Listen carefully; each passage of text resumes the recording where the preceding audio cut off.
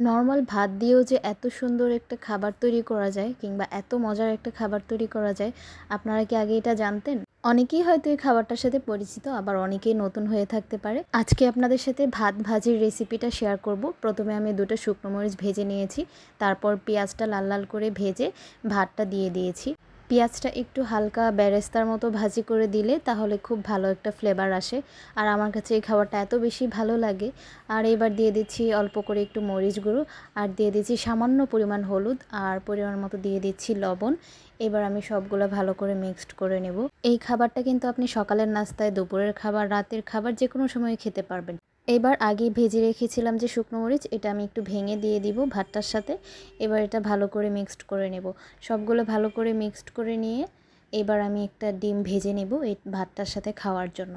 এই যে আমার ভাত কিন্তু রেডি হয়ে গিয়েছে, আমি এবার একটা প্লেটে নিয়ে নিয়েছি খাওয়ার জন্য। আমি তো ডিমটা আলাদা ভেজে নিয়েছি, আপনারা চাইলে ভাতটার সাথে একদম ফ্রাইড রাইসের মতো মিশিয়ে ফেলতে পারেন। এটা আপনাদের নিজেদের যার যার যেভাবে খেতে পছন্দ ওইভাবে করবেন। আমার কাছে এইভাবে আস্ত ডিম ভাজিটাই সবচেয়ে বেশি ভালো লাগে।